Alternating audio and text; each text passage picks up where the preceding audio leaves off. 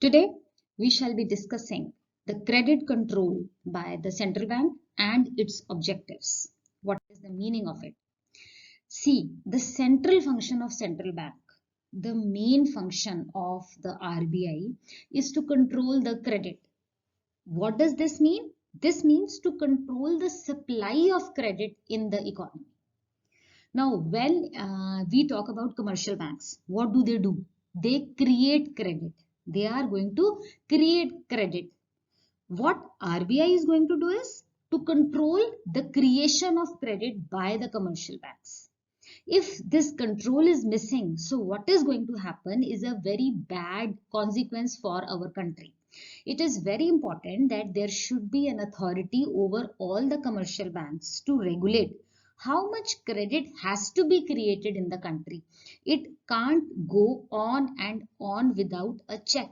So that check has to be done by the Reserve Bank of India. So it acts as like a principal acts to all the teachers. Similarly, RBI acts to control the supply of credit, which the credit which being created by commercial banks. It is going to control that.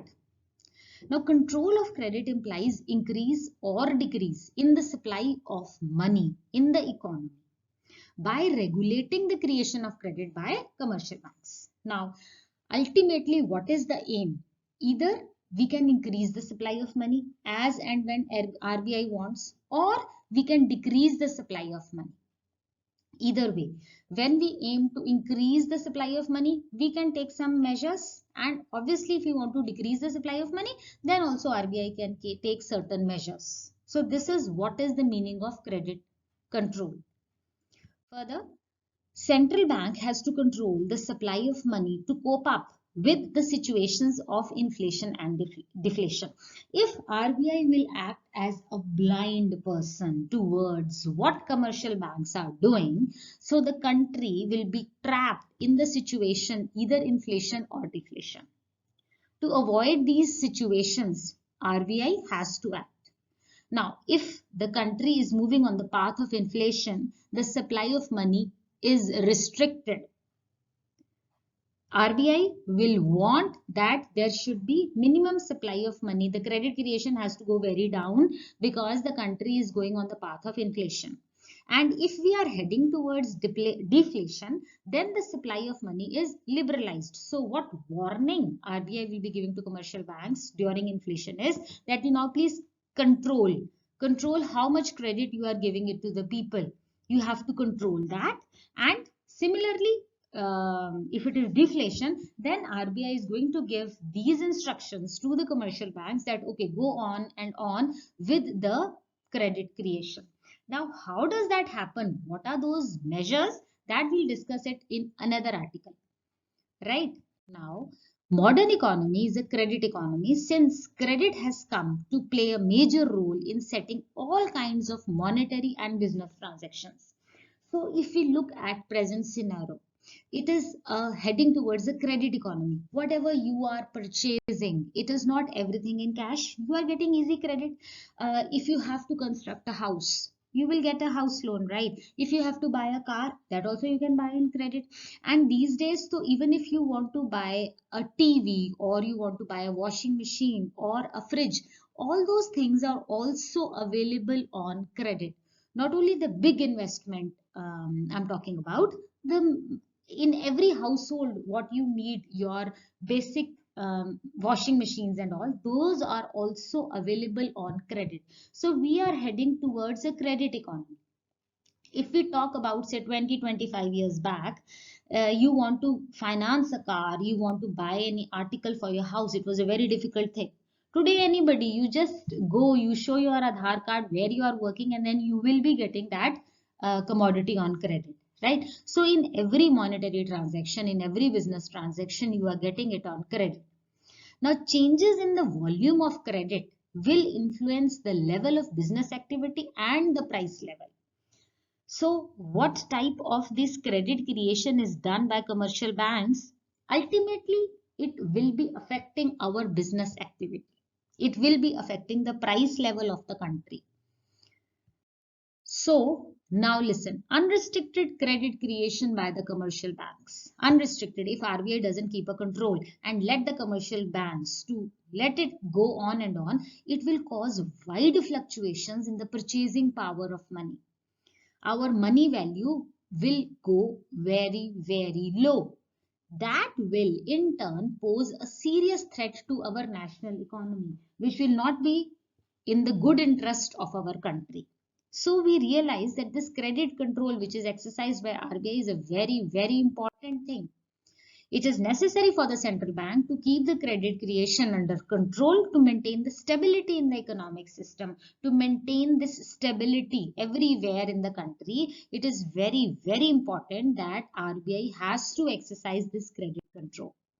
Now, what are the objectives? With what perspective in mind does the central bank fulfill the objective of credit control? What it has in mind? The first point is price stability. See, violent price fluctuations cause disturbances and maladjustments in the economic system and have serious consequences. This price stability is a very important object of the credit control policy of the RBI. If went unchecked, this price fluctuations, this will cause havoc in the economic system, all the disturbances and maladjustments. So to maintain the price level, the price stability, this credit control is super important. Secondly, we have to maintain the economic stability. The operation of business cycle brings instability in the capitalist economy. You know, there are business cycles. We have boom, depression, recovery, prosperity, all these 4 points. So to overcome these fluctuations, central bank has the objective to eliminate the cyclical fluctuations and ensure the economic stability in the economy. So to get rid of this instability in the economic phase, credit control is very important. Further, economic growth. You want your country to grow economically. Again, this monetary policy of credit control is super important. Another objective credit control policy in the underdeveloped countries is the promotion of economic growth, which everybody wants within the shortest possible time. We want that a country should grow economically and that too in the minimum span of time. Underdeveloped countries, they generally suffer from the deficiency of financial resources. They don't have money. Central bank tries to solve the problem of financial scarcity through the planned expansion of bank credit. So whatever credit is being created, it is going to affect your economic growth and it has to be visualized how you will be allowing the credit to go ahead so that you attain the objective of economic growth. Fourthly, we also want the maximization of employment. See, if there is unemployment in your country, it is economically wasteful and socially undesirable. You know, there is youth who can do super things in life, who can earn money, who can increase the national income, per capita income will be increased. But if that youth is lying unemployed, there's no work for them. So you are economically wasting your resources. And of course, socially also, it creates havoc. It creates so much undesirable consequences. This unemployment is too bad. Now, economic stability, which is coined with full employment and high per capita income, is a very important objective of the credit control policy of a country. So these three agendas we have in mind when RBI tries to control the credit. Right? Now, fifth point is stabilization of money market. See, another objective of central bank credit control policy is the stabilization of money market to reduce the fluctuations in the interest rate to the minimum. So the interest rate which is going on in the money market, it has to take a steady graph.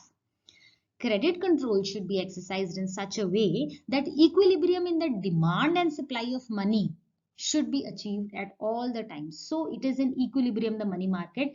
This is also in the mind of RBI while it plans the credit control. Last point is exchange rate stability. Right. Instability in the exchange rate is harmful for the foreign trade of the country. It's a very easy point. You know how the rupee keeps on falling in terms of dollar. It is not good for our country. Now, the central bank tries to eliminate the fluctuations in the foreign exchange rates through its credit control policy. The foreign exchange rates, the value of money in this foreign market, it has to remain stable. So there is one thing which is called the monetary policy, the credit control policy of RBI, and it has so many repercussions. It is related to so many other factors which we just discussed. So this was the objective of credit control. I hope you understood it. Please like and subscribe to my channel. Stay safe, stay blessed.